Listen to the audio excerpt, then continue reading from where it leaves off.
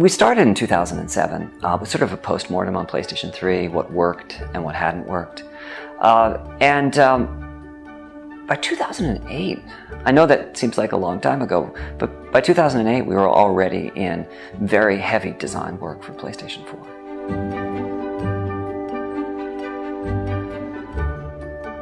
Well, we wanted to make sure that PlayStation 4 was a powerful hardware, but we also wanted to make sure it was an accessible hardware, meaning that the game creators could focus on their vision for their titles and not get bogged down with technical details.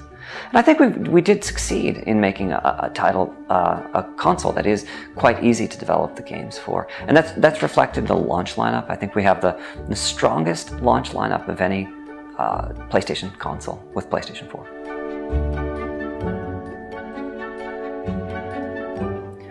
I can't call out the teams by name that were particularly helpful, but they were the teams that were the most outspoken. Adam Boyes talks about tea and crumpets, and that's his term for when you're having a meeting and everybody's being oh so very polite.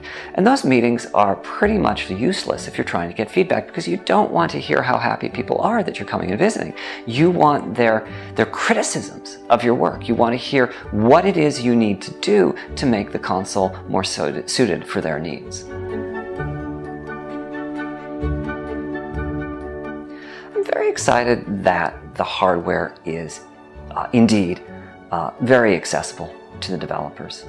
Because it's got a familiar architecture, we're now seeing a whole bunch of indie titles coming over from the PC world, which if it had been something much more complex to deal with, I don't think we'd be seeing.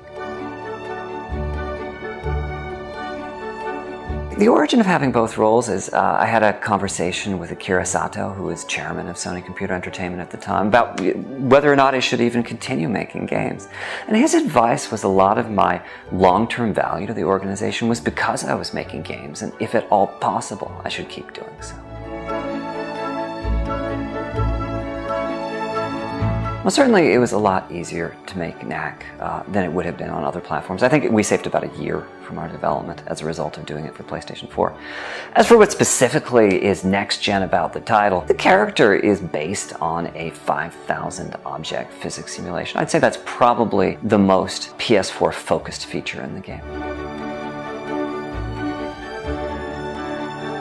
So when we started making Knack, the idea was that the character would be an effect. We wanted to have something that would be truly international. And I'd noticed through working on Crash and Ratchet and Jack and Spyro that when a character is made, it tends to have that feeling of the country where it came from. And so by having Knack be something different, like the character you see built out of the parts, we could get around all of that and make a character that would seem familiar no matter what country it was in.